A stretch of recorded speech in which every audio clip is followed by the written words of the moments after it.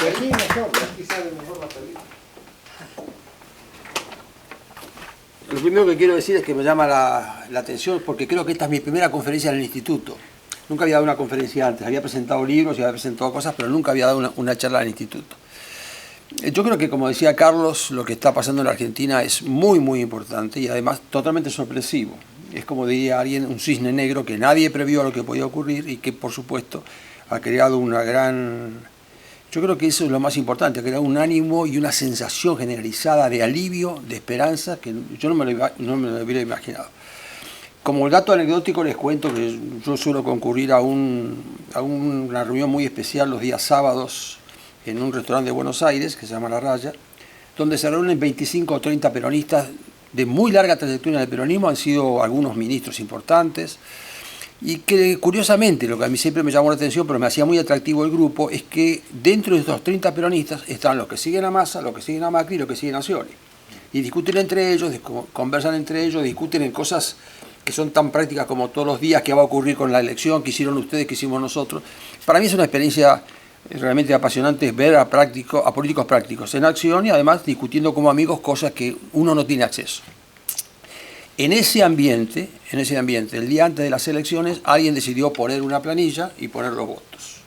Y los votos eran cuánto sacaba Scioli, cuánto sacaba Macri, cuánto sacaba Massa, y la otra pregunta, la cuarta pregunta es ¿quién ganaba la provincia de Buenos Aires? Y realmente ninguno de los que estaban ahí acertó ni siquiera aproximación. Como ustedes saben, la elección tenía que tener, para ganar en primera vuelta, 45 puntos o tener 40 y 10 de diferencia con el segundo. Muchos apostaban a que Scioli ganaba en primera vuelta y nadie le daba a Macri más de 8 o 29%. Eso fue el día sábado.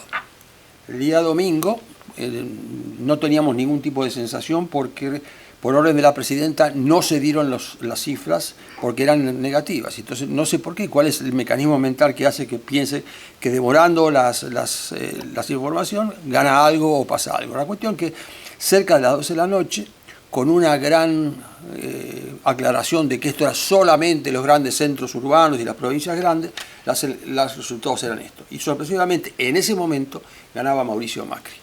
Y fue una cosa insólita. La frase que Mauricio dice cuando le cuentan esto, me están jodiendo, dijo, no puede ser. Nadie creía lo que pudiera ocurrir. Esto fue lo que ocurrió en este momento. Yo quiero dividir la charla en tres partes. Una es hablar de las elecciones, hablar un poco, porque no todos son argentinos y creo que por ahí vale la pena hacer un recuento de quién es cada uno de los tres candidatos que podíamos esperar, qué puede ocurrir ahora. Y después quiero hablar un poco de la Argentina y qué puede ocurrir en la Argentina después de las elecciones, que es lo que más me importa. Yo les confieso que las elecciones no me entusiasmaron demasiado, porque lo escribí, lo dije, creo que los tres eran muy parecidos entre sí, que no eran ninguna maravilla ninguno de los tres, pero que podían aportar razonablemente cualquiera de los tres.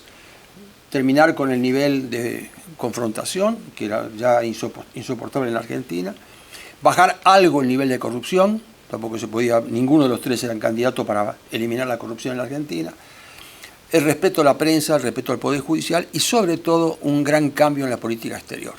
Los tres garantizaban lo mismo, es decir, era más o menos cuál de los tres podía hacerlo un poco mejor, cuál de los tres era más simpático, y además había una premisa de que todo el mundo que decía esto creía que Scioli se apartaba definitivamente de la presidenta, que la presidenta no iba a seguir condicionándolo cuando ganara. Déjenme ver un poco quiénes eran cada uno de los tres. Yo creo que este proceso arranca en el año 2013, donde Massa viene de ser jefe de gabinete de Cristina Kirchner, Scioli ya ha sido vicepresidente del kirchnerismo dos veces o dos periodos gobernador de la provincia de Buenos Aires, y Macri, que se ha hecho fuerte en la ciudad de Buenos Aires como el opositor más destacado. Yo creo que hay que reconocerle a Massa y a Scioli dos grandes batallas, y yo creo que como ahora está demasiado envuelto en el tema, no se los reconoce lo suficiente. Massa es el hombre que le corta la posibilidad de reelección a Cristina Kirchner. Le gana la provincia de Buenos Aires con el lema de que no hay reelección y le corta toda posibilidad de cambio de la Constitución a Cristina Kirchner. Es un gran triunfo de Massa y es una cosa que, sea quien sea después lo que haga Massa, le vamos a tener que agradecer. El kirchnerismo se termina con el triunfo de Massa en la provincia de Buenos Aires. A su vez, yo creo que Scioli también gana una batalla. Scioli no es el candidato de Cristina Kirchner, a quien odia, se odian mutuamente los dos, pero Cristina lo desprecia, lo ha humillado en toda manera posible, lo ha condicionado en la provincia de Buenos Aires, restándole fondos, maltratándolo, porque lo han maltratado así tanto ella como su marido. Pero es el que se impone en la interna del peronismo en contra de la idea de Cristina Kirchner. Luego Cristina Kirchner, en función de esta debilidad de Scioli, ha querido rodearlo, como vamos a ver después, pero lo cierto es que la gente no se ha dado cuenta de que Scioli le ha impedido a Cristina Kirchner tener un candidato propio que lo representara mejor. Y Macri, digo, en la provincia de Buenos Aires, donde se ha hecho firme el enfrentamiento con Cristina, son los tres candidatos que llegan a esta elección. Lo curioso es que no es muy común que tres candidatos con posibilidades lleguen a una elección en ningún país. Estos llegan los tres, en ese momento los tres eran candidatos. Y lo curioso es lo siguiente: en el año 2015 o a partir del año 2014, estando los tres ya en la grilla de partida, estando los tres trabajando, han pasado. En un momento determinado parecía que Massa era imparable, que Massa era el gran candidato para todo el mundo. A principio de este año Massa cae en las encuestas y sube Macri, y parecía que Macri también ganaba, hasta que hace 3 o 4 meses todo el mundo consideraba que el candidato que iba a imponerse era Scioli. Han cambiado este tipo de cosas en los tres. Las encuestas han fracasado todas, no solamente en esta, sino en la anterior también, en la provincia de Buenos Aires, en la ciudad de Buenos Aires fracasaron en el tipo de encuesta. Y en un artículo que escribí hace muy poco, decía que las encuestas son para los políticos como los faroles para los borrachos. En lugar de iluminarlos, les permiten apoyarse. Y eso es lo que hace cada candidato. Se apoyan encuestas, pero no les sirven para nada porque las encuestas han fracasado totalmente. ¿Con qué nos encontramos en este momento con esta gran sorpresa y con esto que ha cambiado el ánimo en la Argentina y que, a menos que nos equivoquemos, y volvería en ese caso otra vez a explicar por qué me equivoqué, Macri debiera ganar las elecciones? Hoy las encuestas le dan 5 puntos de diferencia a la que menos diferencia le da y 13 o 14 puntos a la que más diferencia le da. Es decir, que sería prácticamente un candidato que gana en las elecciones del 22 de noviembre. Esto, a pesar de que las encuestas dijeron que no tenía ninguna importancia, para mí tienen 4 o 5 hechos de estas primeras elecciones han sido muy importantes. La primera, ha habido elecciones en la Argentina, en Tucumán, Formosa y una cantidad de provincias. Y un gran escándalo respecto al fraude que hubo tanto en Tucumán como en Formosa y que significó un escándalo nacional. Las encuestas decían que esto no lo había perjudicado a Scioli y yo estoy convencido de que en algún momento esto tiene que haberlo afectado profundamente a Scioli. El segundo elemento que lo condiciona también al candidato de Cristina son las inundaciones que producen en la ciudad de Buenos Aires, que es su territorio, y que muestra la malísima gestión que ha hecho Scioli en cuanto a gobernar la provincia de Buenos Aires, como que de hecho hoy ha perdido la elección en la provincia de Buenos Aires. Pero sobre eso comete un error público, un error de manejo, que es irse de vacaciones a Italia después de las elecciones y después de la... Tan conflictivo es que cuando está en viaje le mandan a decir que tiene que volver, que esto es un escándalo, baja del avión, vuelve a la Argentina y por supuesto da alguna explicación, pero yo creo que esto a la gente le ha chocado mucho y ha surgido uno de los grandes acondicionamientos para el tema. Y el último tema que también creo que es importante, aunque las encuestas dijeron que no le había afectado, es que se hace un debate público de los 6 candidatos que eran en ese momento sumando los partidos pequeños, y Scioli decide no ir al debate. Entonces en el debate están los otros 5 y Massa tiene un acto de genialidad que en un momento determinado, cuando están debatiendo, cada candidato tenía 30 segundos para hacer una pregunta a otro de los 5 candidatos presentes, o 4 presentes porque no estaba Scioli. Y Massa él dice que se le ocurrió en ese momento, es posible que sí, o que lo haya preparado, dice, voy a tomar mis 30 segundos para quedarnos en silencio porque estos 30 segundos debieron haber sido los del señor Scioli que no está presente. Y en un debate publicitado a todos lados, hay 30 segundos en un debate en absoluto silencio. Yo creo que eso fue un golpe muy, muy fuerte que se ha encontrado en el tema. ¿Qué diferencia hay entre la primera y la segunda vuelta? En realidad esta elección que pasó es la segunda elección en la Argentina, porque la Argentina tiene un sistema muy raro que se llama las PASO, que son primarias, simultáneas, obligatorias y conjuntas. Se hacen todas a la vez, donde todos los partidos votan para elegir al candidato. Y lo curioso es que cuando un partido como el partido del Frente para la Victoria, el partido de Cristina, tiene un solo candidato, igual va a las elecciones, porque sirve para medir qué es lo que cada uno ha hecho. Este sistema fue creado por Kirchner, porque lo que buscaba con eso Kirchner era poder meter a todo el partido peronista dentro de una sola y que no hubiera diferentes ramas. De esta manera lo concentraba en un sistema único. En estas elecciones, repito, se produce estas PASO. Scioli aparece como primero, y entonces la gran discusión era si para que cuando empezaran las elecciones en serio, la primera vuelta, alguien entraba en la segunda vuelta para el balotaje con él o él quedaba consagrado en la primera. ¿Qué es lo que hace cuando él triunfa en estas elecciones y es el candidato oficial a pesar del deseo de Cristina de que no fuera él? Cristina comienza una maniobra envolvente con Scioli. Le designa al vicepresidente, que es un hombre maoísta, reconocido maoísta, y es posiblemente uno de los más preparados del gobierno de Cristina, con muy malos antecedentes, pero es un hombre muy preparado. Y le mete de vicepresidente a Zanini, que es el secretario legal de la presidencia y que viene con los Kirchner desde la época de Santa Cruz de los años 80. El segundo problema que tiene Cristina Kirchner es que tiene un candidato a presidente, que es un ministro que tiene muy buen prestigio y que va a competir con Scioli. Cuando ella ve que este candidato, que se llama Randazzo, no puede competir con Scioli en la interna, le pide que se baje, que Randazzo se baja a regañadientes, y como había dicho en un momento determinado que él era candidato a presidente o nada, decide que es nada. Y ella lo quería a Randazzo de candidato en la provincia de Buenos Aires. Cuando no tiene ese candidato, se abre la candidatura y aparece el personaje más nefasto de todo el kirchnerismo, que se llama Aníbal Fernández, que es el jefe de gabinete. Aníbal Fernández, como jefe de gabinete, es el hombre que tiene la mayor cantidad de votantes que nunca lo votarían. Sin embargo, él va creyendo que gana en la provincia. Un par de semanas antes, un programa que ustedes seguramente lo han visto, La Nata lo acusa de ser el jefe de narcotráfico y autor de 3 muertes, 3 asesinatos, que es una cosa que solamente en la Argentina pasa sin que ocurra nada grave. Es decir, el jefe de gabinete acusado de ser el jefe del narcotráfico y autor de 3 muertes sigue en funciones, ni renuncia, ni pasa absolutamente nada.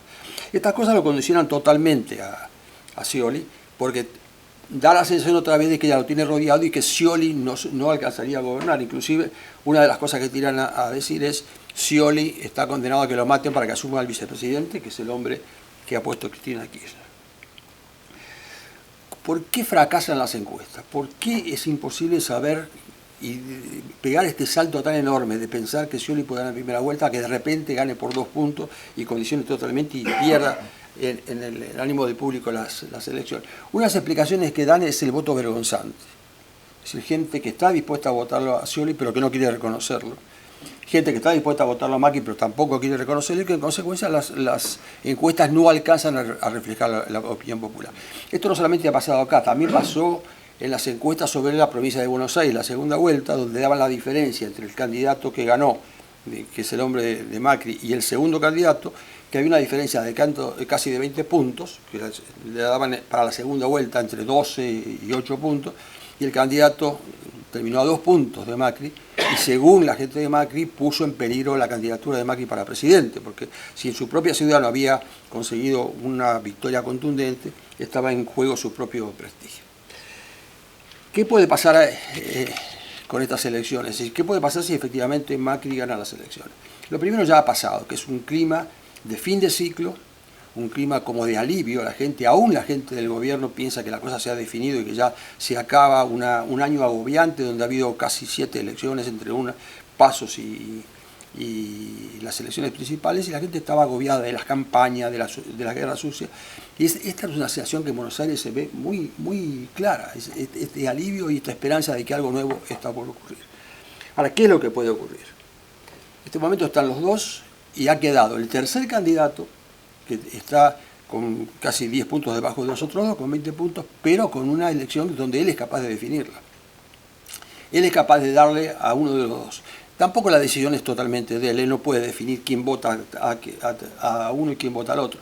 Pero sí es cierto que él tiene dentro de su gente que lo va a votar a Scioli y gente que lo va a votar a Macri.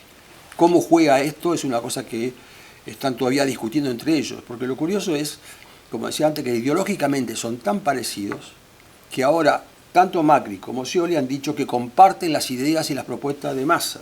en parte para seducirlo y en parte porque efectivamente las comparten, son cosas muy comunes. Así que tenemos desde el punto de vista ideológico una desaparición total de las ideas y de las propuestas en este sistema. Ahora es un problema de personalidad y lo que significa cada uno. Yo decía que a mí me daba lo mismo que ganara Scioli o Macri, pero había una cosa que yo no me iba a aguantar, que si ganaba Scioli, Cristina pensara que el triunfo era de ella. Y eso sí no me lo iba a aguantar. Ahora, Scioli me daba mucho menos temor, pero sí la sensación de que íbamos a tener al día siguiente una presidenta en cadena nacional hablando de su gran triunfo era una cosa que me pateaba el hígado. Pero esto afortunadamente ya no va a ocurrir. ¿Qué señales importantes ha habido en las elecciones que uno puede rescatar de cosas pequeñas? Yo creo que muchas. Primero, el triunfo de Vidal. Como decía, en la provincia de Buenos Aires, que es una provincia del peronismo donde ha gobernado casi ininterrumpidamente por 30 años y además siempre fue peronista, es la provincia que tiene casi el 40% de los votos electorales del país, con lo cual definen, se presenta este candidato, jefe de gabinete de Cristina Kirchner, con una seguridad que él ganaba y que arrasaba, con una chica de 42 años, totalmente novata, que la elige Macri para ponerla, inclusive lo criticaron a Macri porque ella era la vicejefa de gobierno de la ciudad de Buenos Aires, lo lleva a la provincia, y que lo único que hace, según ella dice, es recorrer durante 2 años, casa por casa, escuchando a la gente. En las PASO, ella le gana por un par de votos al presidente a Aníbal Fernández, pero la gente descontaba que como el presidente de Aníbal Fernández iba a ganar las elecciones, iba a haber un voto de arrastre y que era imposible que ella le ganara a Aníbal Fernández. Le ganó por una diferencia muy apreciable de 4 o 5 puntos, que la provincia de Buenos Aires es importante, y por vez primera vamos a tener una mujer joven de ideas muy liberales que acaba de ganar recorriendo la calle y que acaba de ganar y de destrozar al candidato para la provincia de Buenos Aires del kirchnerismo. Esto es un proceso muy importante. Pero además, el partido de Macri en la provincia de Buenos Aires gana 60 intendencias sobre 114. Es decir, hay un vuelco total.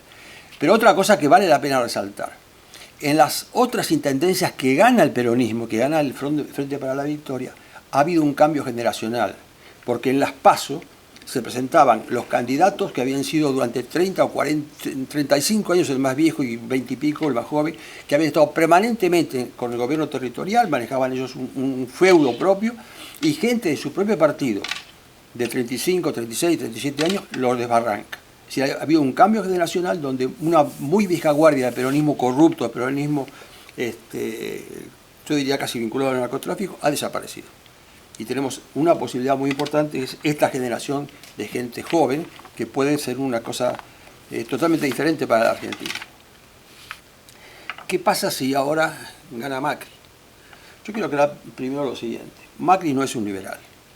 Macri es un hombre, si hay que definirlo, es un pragmático, es más serio que los otros dos, que tienen más formación empresaria, es ingeniero, y que en algún par de cosas, cuando lo apuran, delata su formación de empresario. Su padre ha sido un empresario muy importante, no digo corrupto, pero muy vinculado al gobierno, y él se ha formado dentro de ese ambiente. Entonces, cuando a él le preguntan, una pregunta para la que no está preparado, por ejemplo, que si Aerolíneas corresponde que sea privada o no, él le sale de dentro del estatismo, dice que sí, pero bien administrado, que es siempre la actitud que adoptan los que defienden el estatismo.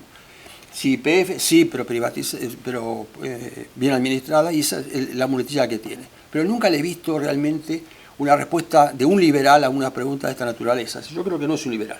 Pero Macri ha sido el candidato de todos los intelectuales, políticos y académicos liberales de toda América Latina.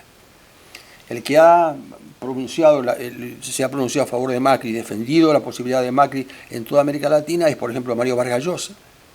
Está defendido por el presidente Aznar. Sebastián Piñera es uno de los que lo apoya, y él le va a crear un condicionamiento de la gente que lo ha apoyado como las ideas liberales, que puede ser que en algún momento Macri se oriente de alguna manera diferente a todo lo demás. ¿Qué otra cosa importante o qué otra cosa interesante puede pasar con estas elecciones? Ningún partido tiene mayoría. Van a tener que volver a la vieja concepción de la política como consenso, como discusión, pero no hay ningún partido que tenga mayoría, y entonces las cosas que hemos visto de Cristina Kirchner, esta prepotencia de las mayorías, se va a terminar. Cualquiera de los tres que gane va a tener que negociar con los otros dos. La pregunta es si va a negociar sobre bases programáticas, que parecería lo más razonable, o sobre cogobierno o coalición de gobierno para ocupar los cargos en el Estado. Lo cierto es que este hecho de que ningún partido tenga mayoría es una cosa que ilusiona bastante para una recuperación de la Argentina. ¿Qué actitud ha adoptado Cristina Kirchner con esto? Ha adoptado una posición de alguien muy inteligente, pero que además no tiene ningún tipo de medidas ni de escrúpulos. Y entonces ha actuado como una desesperada candidata que se va, y que se va mal, con casos de querer copar el Estado y condicionar al presidente que viene. Muchos lo ven como algún tipo de querer mantenerse. Yo lo que digo es que todo lo contrario, demuestra una gran desesperación porque sabe que se van, sabe que tienen serias dificultades y lo que están buscando es algún tipo de impunidad, o por las venganzas que pueda tener o por los temas de corrupción donde el Poder Judicial últimamente ha tomado una actitud muy positiva respecto a la persecución. Yo creo que ya ahora sí está dentro de la posibilidad de Cristina Kirchner de ir presa o de tener una dificultad muy seria. Por ejemplo, ¿qué es lo que ha hecho últimamente que ha violado todas las normas de la Constitución y que ha irritado a la gente? El organismo de control tiene 7 candidatos. Ella ha impuesto en una votación del Congreso, sin que esté en la agenda, solamente con la prepotencia de la mayoría y sin discusión posible, a 2 candidatos, antes de que vencieran su mandato, y los ha puesto. Y lo curioso es que uno de esos candidatos va a tener que controlarse a sí mismo, porque hoy es el presidente del Banco Nación y va a un lugar donde va a tener que enjuiciar las cuentas del Banco Nación de este año estando en la Contraloría de la Nación. Esto ha provocado, repito, la reacción de todas las fuerzas opositoras. Hay ya declaraciones de que van a rever todas estas designaciones y en los últimos días se ha querido propiciar la designación de 117 entre jueces y fiscales, que también la Corte Suprema se los ha frenado y se los ha parado. Ha hecho muchas cosas, además de una manera muy inteligente, porque creo que la oposición todavía no se da cuenta de a dónde apunta Cristina Kirchner con algunas cosas. Les cuento este caso. La Corte Suprema tiene una vacante que hay que llenar y un juez a quien ella quiso sacar, el juez le renunció, pero a partir del 11 de diciembre. Es decir, hoy el juez está, pero el 11 de diciembre queda vacante y quedan 2 cargos de la Corte vacantes. Ella no tiene ninguna posibilidad de designar a los jueces de la Corte. Y sin embargo ha mandado al Congreso 2 nombres para designar jueces de la Corte. Todo el mundo dice, no puede designarlos, es imposible, no le dan los tiempos, se va. Lo que ocurre es que el sistema es un sistema diabólico y muy claramente planteado por Cristina Kirchner. Ella manda los pliegos al Congreso. Si el presidente que viene quiere otros candidatos, tiene que retirar los pliegos del Congreso. Y no puede hacerlo si no tiene 2/3 del Congreso. Creo que poca gente ha visto esto, y a mí me recuerda el caso Marbury versus Madison, que fue precisamente esto. Pero lo que va a ocurrir es que si el presidente que viene quiere otros 2 candidatos, se va a encontrar con que no puede retirar los pliegos de la Corte, porque no tiene los 2/3. Y entonces va a tener que negociar con ella, y seguramente el negocio será uno de cada lado. Uno del gobierno y uno puesto por Cristina Kirchner. Y eso es lo que digo yo, la inteligencia y realmente cómo ven las cosas donde el resto de la gente no alcanza a darse cuenta del problema. ¿Con qué se van a encontrar? El que gane, o mejor dicho, Macri, hubiera sido lo mismo para cualquiera. Por lo pronto hay problemas muy importantes desde el punto de vista económico. Hay una inflación que es la más alta de América Latina, excepto Venezuela. Hay un desfasaje del dólar también enorme, que excepto Venezuela es la más alta de América Latina, donde el dólar oficial está a 8 y el dólar real a 14 o 15.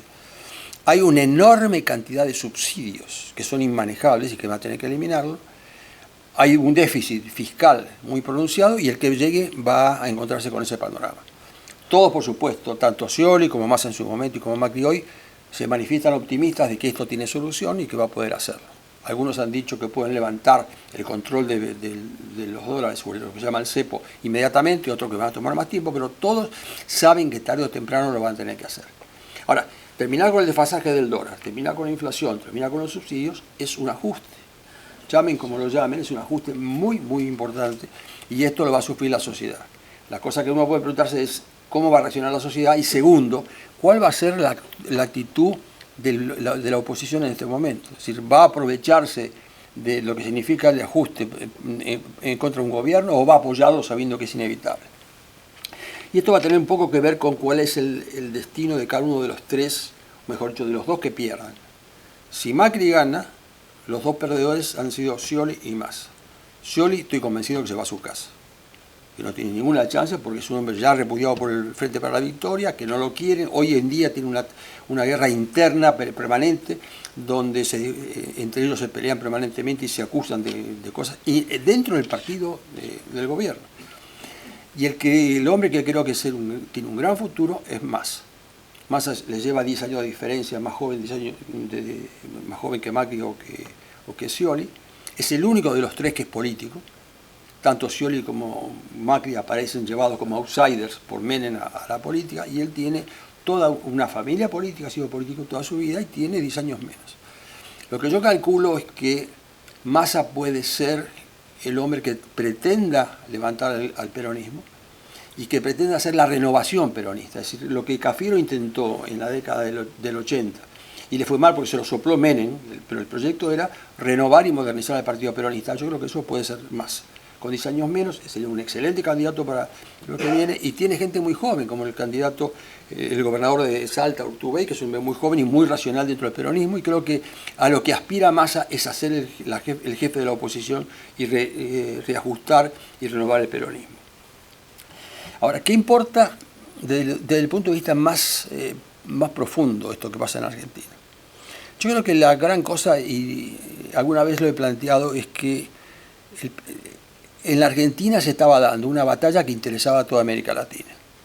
Porque así como el chavismo y el socialismo del siglo XXI creó este panorama de falta de instituciones, de no separación de los poderes, no independencia del poder judicial, en la Argentina esto no lo pudieron llevar a cabo. Y en Argentina, a pesar de la política de Cristina Kirchner y de su marido Kirchner, el poder judicial se mantuvo con violencia, con dificultades, con enfrentamientos. La prensa se mantuvo a pesar de estar perseguida, y estos dos elementos que ella no pudo controlar lo han llevado a este enfrentamiento de no reelección y tener que dejar el gobierno. Esta fue la batalla que había que dar. Yo creo que en este momento lo que hace Argentina con esto es marcar una cosa que yo creía que era inevitable, que es el socialismo del siglo XXI está en retirada. Con la muerte de Chávez y con Maduro, los venezolanos, por supuesto, objetan esta posición mía porque lo sufren en carne propia, y para ellos no es lo mismo 3 meses que 6 meses o que un año, lo entiendo perfectamente.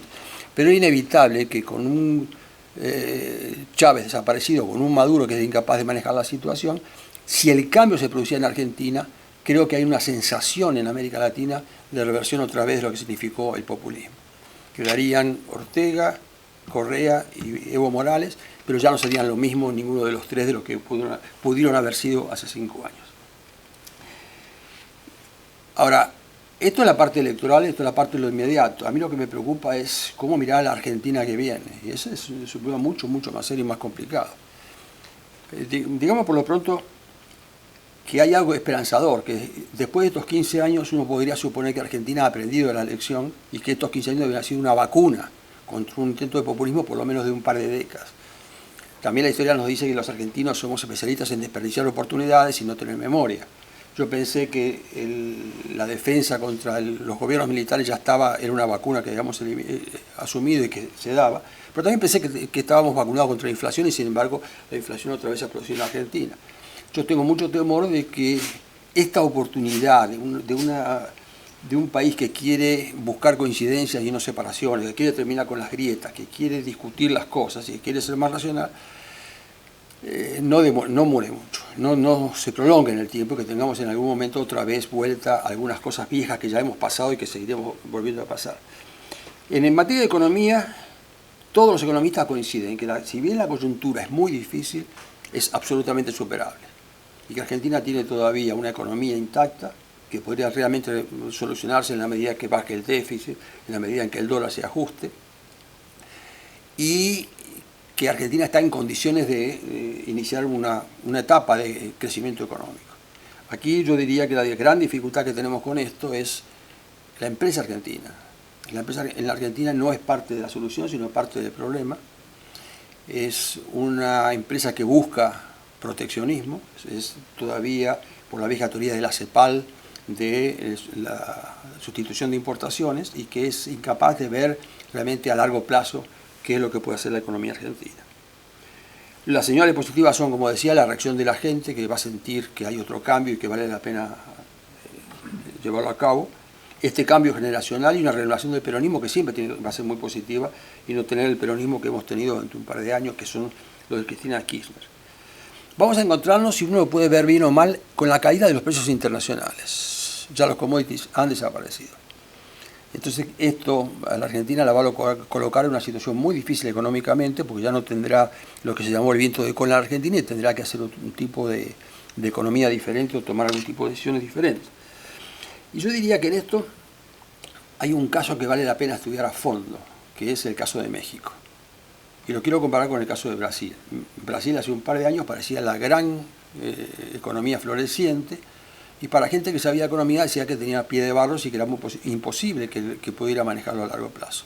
Y por el contrario, en México la gente lo miraba de otra manera, y en México se han producido enormes cambios. Hay 4 grandes revoluciones: la tecnológica, la energética, la de comunicaciones y la de educación, que la están llevando a cabo, pero que además demuestra que ha cambiado la mentalidad de los intelectuales y de los políticos mexicanos. Yo no me animaría a decir que son liberales, porque se ha escrito mucho en los últimos tiempos sobre los pensadores mexicanos de los últimos 30, 40 años. Pero sí que comienzan a tener un par de cosas muy modernas y de muy progresistas. Por ejemplo, la apertura de mercado. En México ya nadie discute la apertura de mercado, ya nadie usa, como utilizaban los presidentes anteriores, la devaluación para poder competir en el mercado. Hoy México, que ha seguido la línea de Estados Unidos y de Canadá con el ALCA, exporta $1.000 millones por día, y solamente el 20% de esas exportaciones corresponden a commodities, que es petróleo. El 80% es construcción, empresas que están trabajando, y ha demostrado que esto se puede hacer. Y creo que lo que ha permitido estos cambios son esta mentalidad de gente intelectual, de gente jóvenes y políticos que no digo que sean liberales, pero han empezado a compartir algunas ideas liberales, como la apertura del mercado, la libertad, las instituciones, que han producido un cambio en la mentalidad total de lo que son los mexicanos. Hace unos días lo escuchábamos en esta reunión que decía Carlos al presidente Calderón. El presidente Calderón contaba lo que habían hecho, y es realmente impresionante cuando uno lo ve. Y yo repito otra vez, vengo estudiando a los pensadores mexicanos desde hace 4 o 5 años, y me asombra la modernidad que tienen y el progresismo que tienen. ¿Por qué decía yo que pongo entre las cosas positivas la caída de los precios internacionales? Y acá sí quiero poner el punto exacto en mi crítica a lo que puede ocurrir en la Argentina, que además es aplicable a toda América Latina, y yo diría que es aplicable a la política en general. Yo creo que la política argentina hace agua en 2 puntos esenciales. El primero es el corto contra el largo plazo. Y esto es importantísimo entender. Las decisiones de corto plazo no es que sean ni mejores ni peores, condicionan al largo plazo. Y está demostrado que aquellos países que viven de la exportación de commodities, tarde o temprano hacen crisis. No solamente por la actitud de vivir de una cosa que viene dada y que no significa trabajo, sino porque un economista venezolano lo explicó muy bien, Ricardo Hausmann: cuando aparecen los dólares producidos por la venta de los commodities, se produce un desbalanceo, con lo cual el país deja de exportar otras cosas. Y en consecuencia a este fenómeno que ocurre cuando los commodities son la fuente principal, se le llama la maldición holandesa. Porque fue lo que le ocurrió a Holanda cuando exportó petróleo, le sobraron los dólares, y en consecuencia sus otras fuentes de producción se pararon todas. Es lo que ocurrió en Venezuela, lo que ocurrió en Argentina con la soja y en otros países. De tal manera que, mirando a largo plazo, creo que es una enorme oportunidad para crear una economía sana, una economía fuerte, el hecho de que los commodities no sean la fuente de ingreso principal de Argentina. Y lo segundo que creo que es muy importante en esta conducta o en esta democracia, digo que no solamente Argentina, sino de América Latina, es lo que yo llamo la diferencia entre el interés concreto y específico y el interés difuso. ¿A qué me refiero con esto? Cuando alguien toma una medida, seguramente está afectando a un grupo muy concreto. Este grupo por lo general se defiende, aparece y es muy identificable. Pero siempre frente a este interés concreto hay un interés más difuso, en la que nadie es responsable, en la que nadie es el afectado, pero que es el que realmente importa. Un par de ejemplos. Cuando un piquete toma una calle de la ciudad de Buenos Aires, ahí está el interés concreto del piquete que está buscando un objetivo concreto. El interés difuso es a cuántos perjudica. un piquete en la calle y que como nadie lo representa ni nadie se debe aclarar, hay una confrontación muy importante. Doy un par de casos concretos de este interés difuso contra el interés concreto. Acaban de sacar el Congreso, en una de sus últimas resoluciones, que la enseñanza de la Universidad de Argentina pública es gratuita e irrestricta. Nadie se anima a decir que esto es una barbaridad, nadie se anima a marcar los errores, las dificultades que esto examina, y hay un interés difuso, que es el de todo el resto de la población, que le está pagando a alguien que podría pagar la educación y que está dilapidando el dinero porque además una educación gratis e irrestricta no da resultados. La Universidad Argentina tiene un altísimo nivel de deserción, tiene un altísimo nivel de gente que no se gradúa y una gente que es estudiante crónico durante 14 o 15 años, que es un costo para el resto de la sociedad. Otro ejemplo. Le han acusado a Macri, con un ataque muy popular, de que él está dispuesto a eliminar un programa que creó el kirchnerismo, que es el fútbol para todos, donde compró los derechos del fútbol, los pasa gratuitamente y utiliza la propaganda del fútbol para todos para difundir esto. Cuando la gente dice que Macri va a sacar el fútbol para todos, salen los hinchas del fútbol a decir esto. Y nadie dice que con lo que ha costado el fútbol para todos, se podrá haber construido en estos 2 años 11 o 12 hospitales en todo el país. Hay un interés difuso que ni siquiera está representado. De la misma manera, cuando alguien protege a una industria, dándole aranceles importantes para defender la industria, nadie piensa en el consumidor, que está pagando mucho más caro productos que nunca sirven. Entonces lo que digo es, si uno tiene en claro estas dos cosas, el corto contra el largo plazo, y somos capaces de modificar la conducta a corto plazo y además darnos cuenta que hay un interés difuso y que hoy nadie defiende, creo que Argentina podría empezar, igual que otro país de América Latina, y yo diría que en el mundo, un proceso de recuperación diferente en materia inclusive de nivel democrático. Cuando Fukuyama publicó El fin de la historia, la gente creo que interpretó mal lo que decía Fukuyama. Fukuyama no quería decir que Estados Unidos en ese momento iba a ser el hegemónico. Lo que estaba diciendo es, si estamos discutiendo en cuanto a modelos, ya no hay nadie que le pueda discutir a la democracia su legitimidad y no hay ningún sistema alternativo. Eso es lo que quería decir Fukuyama. Y hoy en día cuando uno mira quiénes atacan a la democracia, porque una cosa es llamarse democrático, aunque no sea democrático, caso de Venezuela, caso de Ecuador, y otra es atacar a la democracia como un sistema. El único sistema hoy que se anima a atacar a la democracia por sus falencias y por sus errores es el sistema chino. El sistema chino lo que dice es, este sistema es tan malo porque elige a los peores, los elige sin contenido, sobre la base de discusión de pasiones y no de razones, y todo el sistema hace agua. Y en cambio el sistema chino, que es un sistema llamado meritocrático, permite que llegara a los más capaces. Cuando uno analiza la crítica china a toda la política de la democracia, uno lo ve reflejado exactamente en lo que ocurre en la Argentina. Tanto en cómo se elige a la gente, en las campañas, en los argumentos que se usan en las campañas, y este tipo de problema creo que hay que prestarle mucha atención si hay que salir un poco de este problema. Estos dos condicionamientos creo que son decisivos, es decir, cortar con el pensamiento a corto plazo en lugar de cambiar a largo plazo. Y si a mí alguien me dijera que yo eligiera una sola cosa para Argentina, diría una mentalidad a largo plazo. Con eso creo que cambiaría absolutamente todo, porque modifica las inversiones, modifica las expectativas y modifica las conductas, inclusive de la gente en materia de la vida individual y no solamente de la comunidad. Ahora, ¿qué significa que alguien esté pensando en el largo plazo y no en el corto plazo?